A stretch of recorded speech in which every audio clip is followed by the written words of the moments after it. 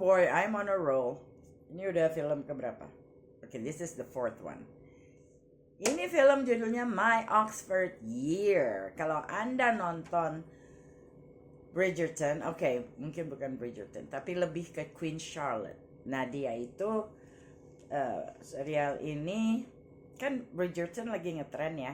Everybody's watching it, everybody's making apa istilahnya? Everybody's making podcasts or reviews or reactions to watching several episodes. Udah beberapa yang like Real Rejects, Jabiko Way, lalu juga Blind Wave yang keren-keren, yang suka bereaksi atas serial-serial di streaming platform, itu rata-rata ngomongin Bridgerton. Meskipun mereka baru mulai dari awal. Kalau saya udah sampai season 4, saudara-saudara. Tapi mereka juga ngomongin K-pop Demon Hunters, which is so cool. Saya juga baru aja ngomongin ya kan waktu itu. Anyway, back to My Oxford Year. So serial Bridgerton lagi ngetrend. Tapi ada juga yang namanya serialnya Queen Charlotte.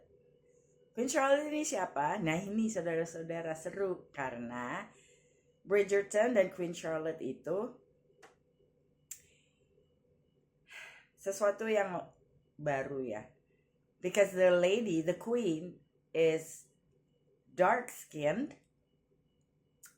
Itu menjadi sesuatu yang membuat orang-orang di seluruh the town atau London lah ya, atau negara ceritanya yang jadi latar belakang dari Bridgerton dan Queen Charlotte ini tidak terlalu peduli dengan warna kulit orang, which is so cool.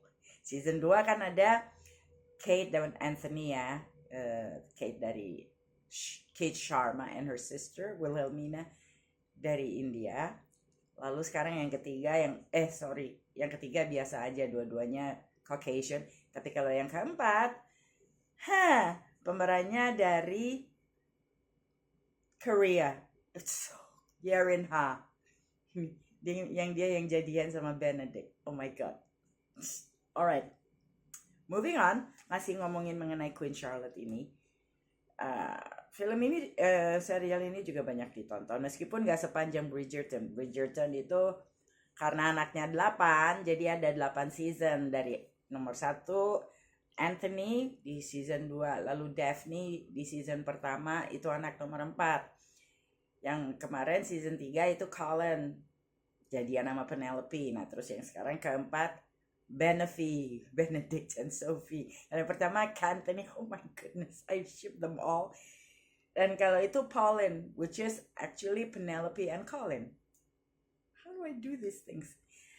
Anyway, sekarang masih di season 4, habis itu nanti Eloise, habis itu Hyacinth, habis itu Gregory. Dan kalau Anda suka baca, please do. Ceritanya keren-keren. It's romance novels, you know what I mean. Ya tipe-tipe Jane Austen gitu lah ya. Alright. We're not gonna talk about Queen Charlotte or Bridgerton. Yang saya mau ngomongin itu My Oxford Year. Karena dia dibintangi oleh aktor Inggris, so beautiful is he, Corey Milcreast dan Sophia Carson. Nah, mungkin Anda pernah lihat di Disney itu serial Descendants namanya. Oke, nah dia memang bisa nyanyi, makanya dia memang di Disney.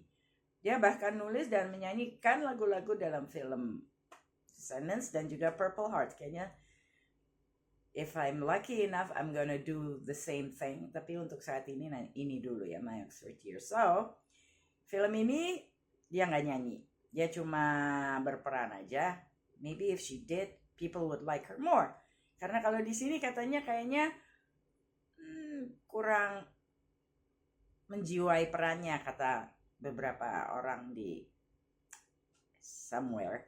Lalu dia ceritanya namanya Anna. Dia seorang wanita ambisius yang bertemu pria idamanya. Di mana? Di Oxford. Karena dia memang pengen kuliah di Oxford. Nah, habis itu dia nanti setelah Oxford dia pulang ambil masternya and then that's it.